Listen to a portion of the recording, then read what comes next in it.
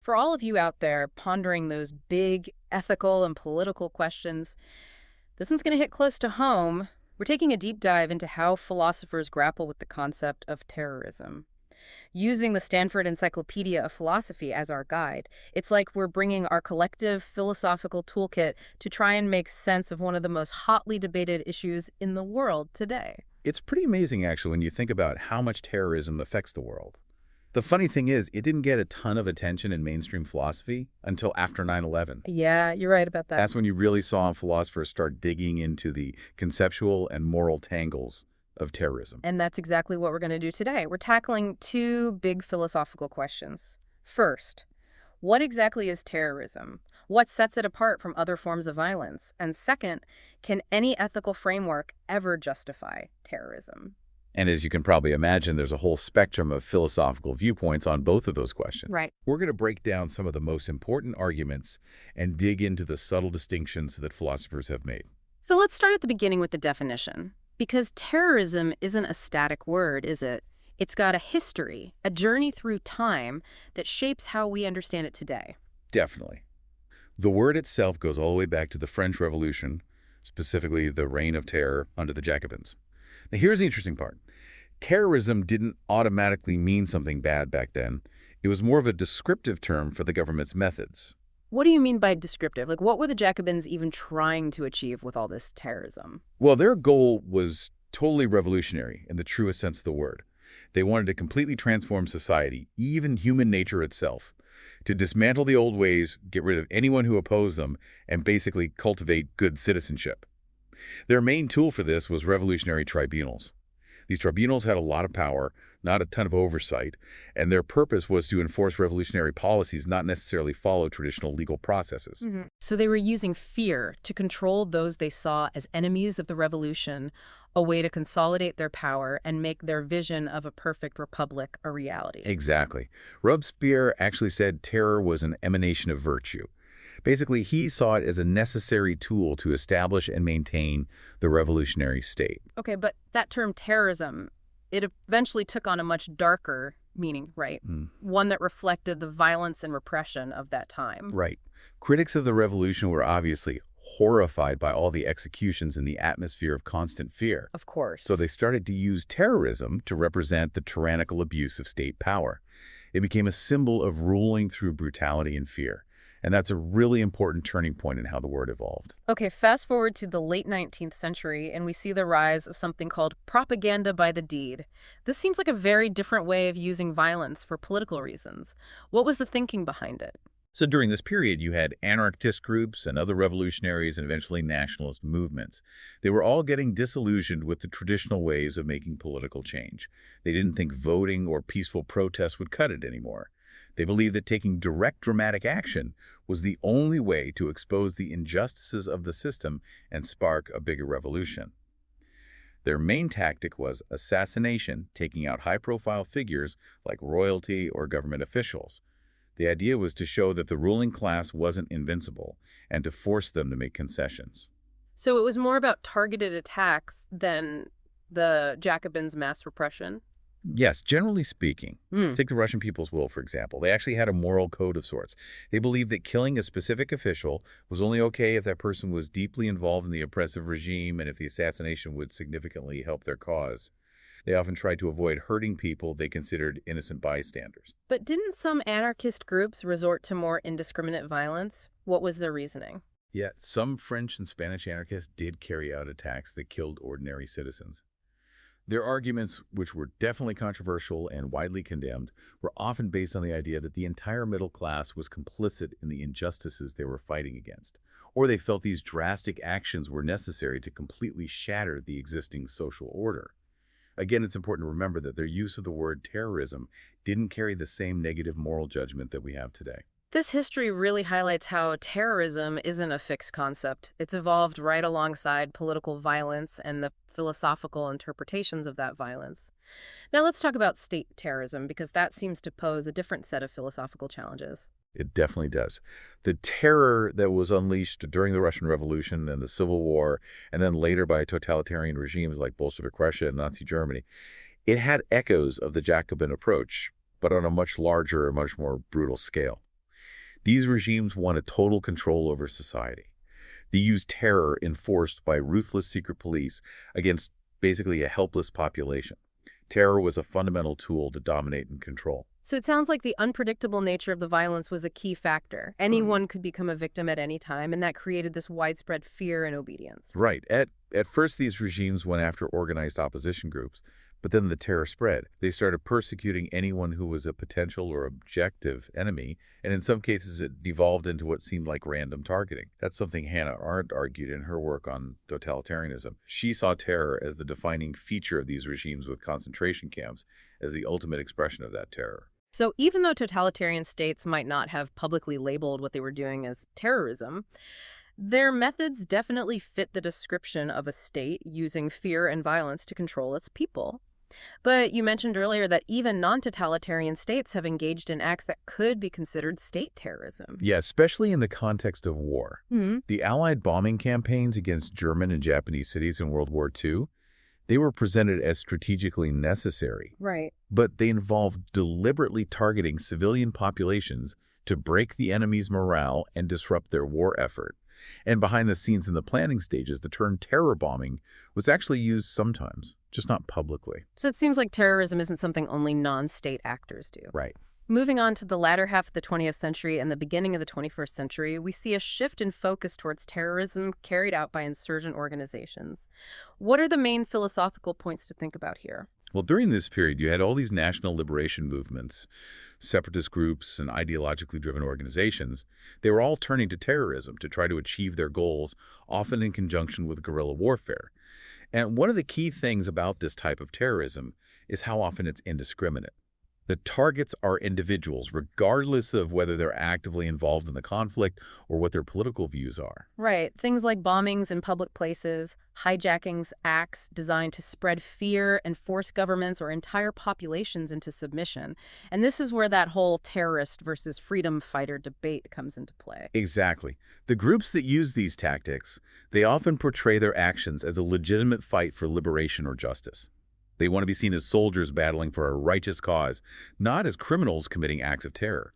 They often accuse the state they're fighting against of being the real terrorists. And the government, of course, labels any act of violence by these groups as terrorism, right? Exactly. Often completely dismissing the legitimacy of the insurgents' cause. Right. And it often comes down to whose aims are seen as legitimate. The insurgents might say if the goal is national liberation or achieving some kind of fundamental justice, then the violence isn't terrorism. It's a necessary means to a justifiable end. Governments, on the other hand, tend to label any violence by non-state actors as terrorism, Yeah. regardless of the cause. So this difference in perspective has made it almost impossible to agree on a universal definition of terrorism. The UN tried for years to come up with one, and it just didn't work. Yeah, the failure of the UN to define terrorism just goes to show how deep those political and ideological divides really are. I mean, you had a lot of Islamic countries that didn't want to classify national liberation movements in the Middle East or Kashmir as terrorist organizations, Right. while Western nations resisted any definition that could potentially label some of their own state actions as terrorism. Given this messy and politically charged history, it makes sense that philosophers have tried to come up with more objective definitions by focusing on the defining characteristics of terrorism itself, right? Hmm. And it seems like violence and intimidation always emerge as the two core elements. You're right. Even with all the shifting historical contexts and the way the term is used as a weapon in arguments, those two elements keep popping up, both in everyday language and in philosophical discussions. Violence and the deliberate intention to create fear or terror. Most mainstream philosophical definitions of terrorism focus on these. So we can understand terrorism as a very specific type of violence, not random, not just pointless cruelty, but strategically planned to scare a broader audience and force some kind of change, often political, social, or religious. It's a way of using fear to get people to do what you want. Exactly. Look at one of the early philosophical works on the topic by Bonn.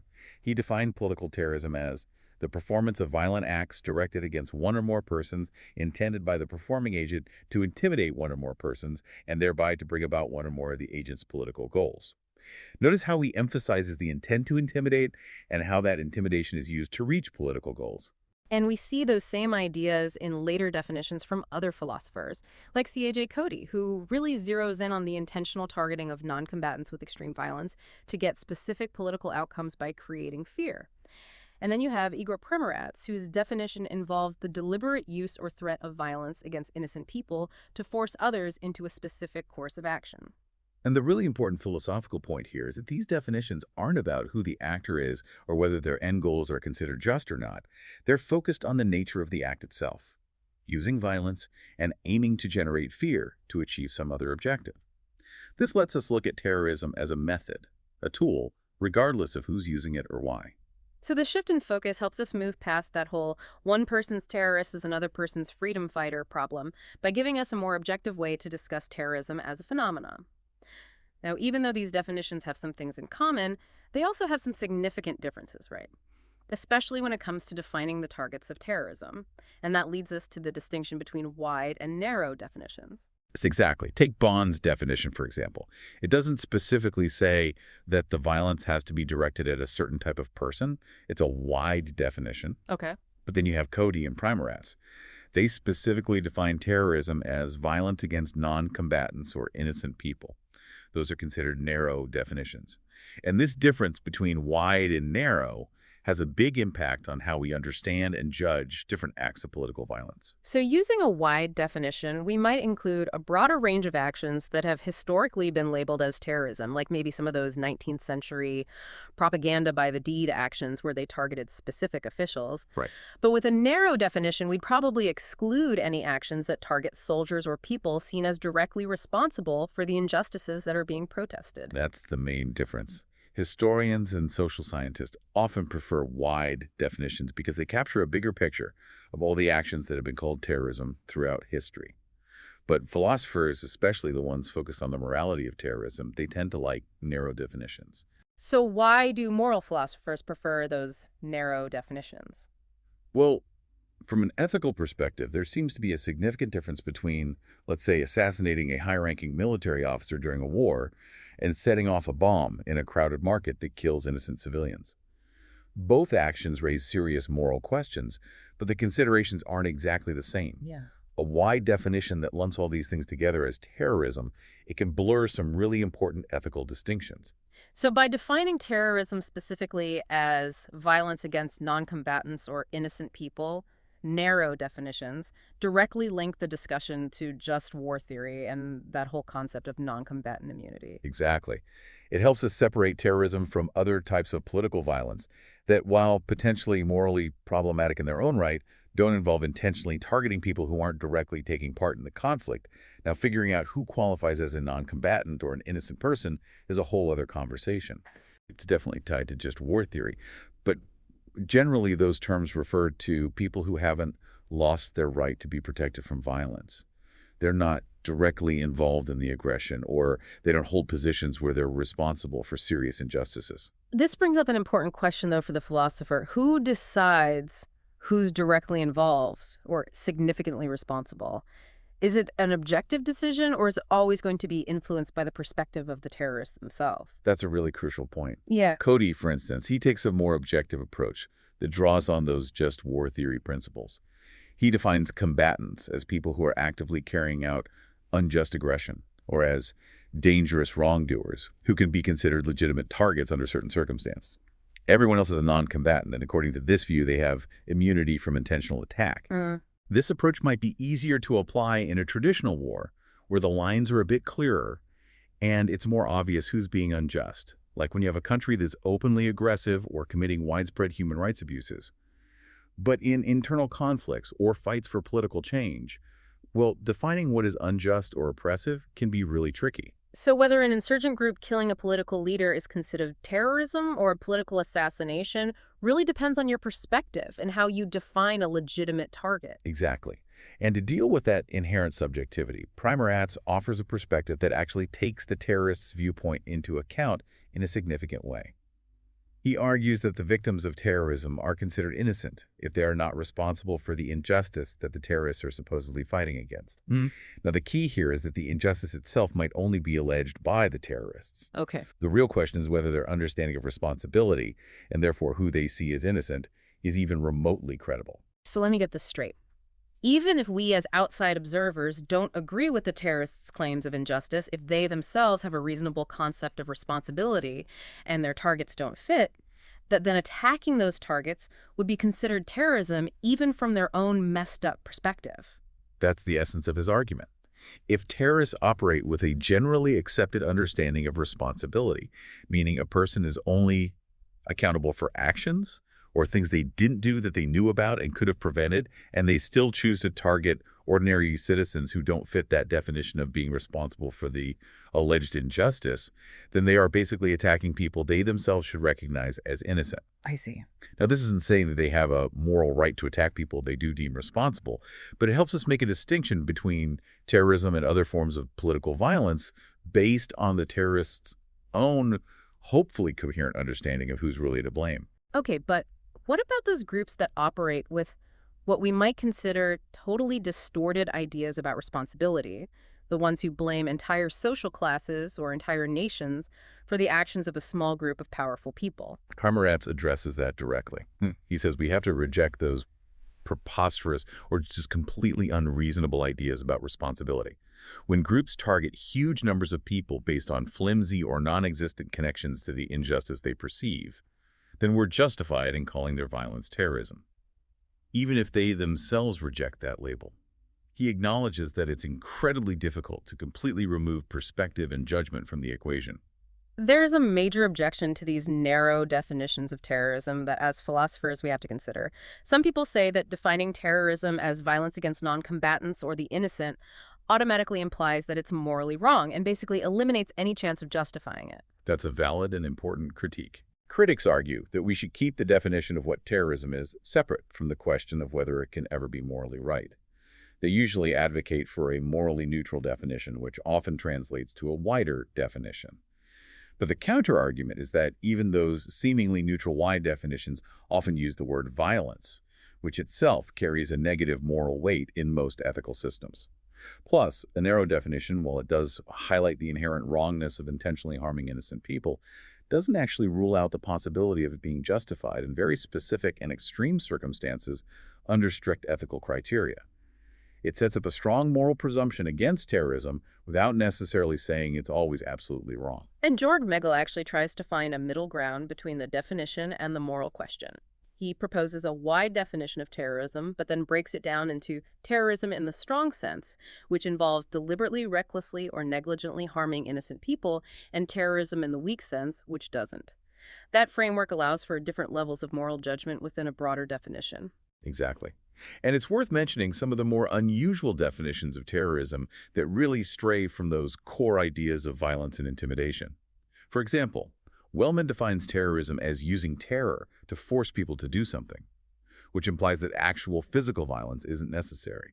He even gives the example of classroom terrorism, like a professor threatening to fail students if they turn their work in late. As a philosopher, that seems like a stretch. It's taking the conventional understanding of terrorism way too far and ignoring the element of actual physical harm and the very real fear that it creates. I agree. Then you have Gooden, who emphasizes the political goal of deliberately scaring people to gain a political advantage, even without explicitly threatening physical violence. And Hundrich defines terrorism as political illegal violence that's not quite war, which completely disconnects it from the idea of terror or intimidation. Most philosophers consider these definitions to be problematic because they deviate so much from both how people normally use the term and the original meaning of the word. They lose that crucial element of terror as a means of forcing people to do something through violence or the threat of violence. Okay, so we've navigated the conceptual minefield of defining terrorism. Let's move on to the equally challenging moral question that philosophers have been grappling with. Can terrorism understood as violence against innocent civilians intended to scare and control, can that ever be morally justified? As ethical thinkers, how do we approach this really disturbing issue? This is where the philosophical debate gets really heated and where different ethical frameworks often lead to completely different conclusions. One line of argument tries to justify terrorism, even under a narrow definition, by questioning whether the victims are actually innocent. We saw examples of this earlier in our historical overview. Emile Henry's anarchist concept of the middle class's collective guilt, and Osama bin Laden's statements about the American people being responsible for their government's actions. Right. Henry argued that because the entire middle class benefited from the exploitation of the working class, they were all fair game for revolutionary violence.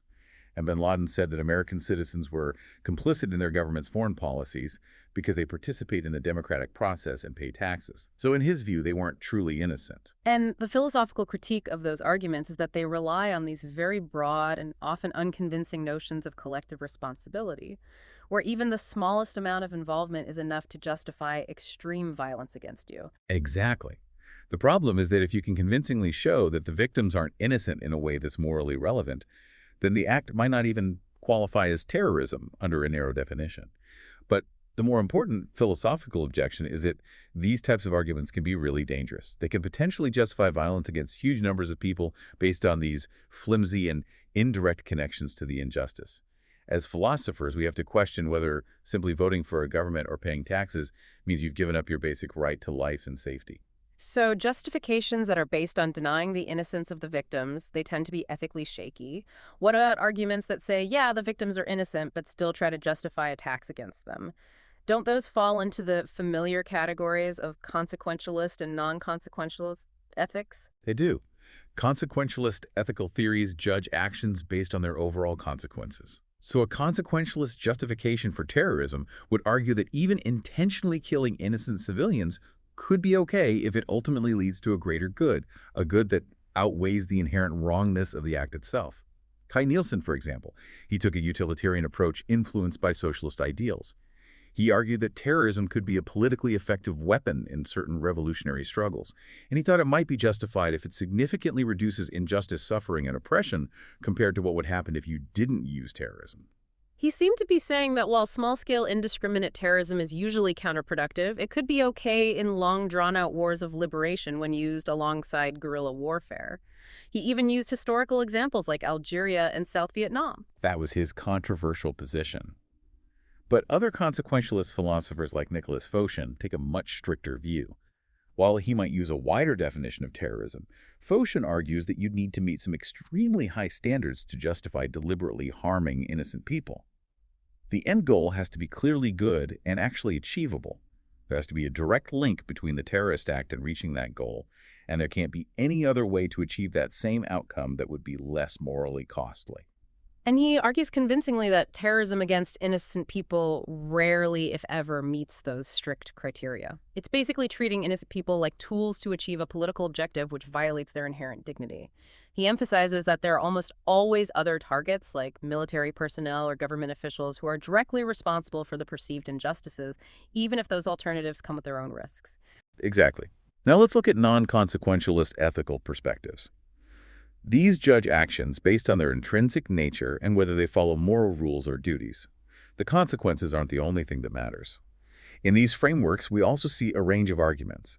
Some philosophers try to justify terrorism by appealing to principles like justice or rights, while others say that in truly exceptional and disastrous situations, the awful consequences of not using terrorism might outweigh those normally inviolable rules against harming innocent people. Virginia Held put forward a non-consequentialist justification for what she called limited terrorism against a privileged group in a situation where there are systemic human rights violations. Can you explain her argument a bit more from a philosophical standpoint? Hilt argued that in a society where one powerful group consistently violates the fundamental human rights of another group while still enjoying the protection of their own rights, using a limited amount of terrorism against that privileged group could be morally justified.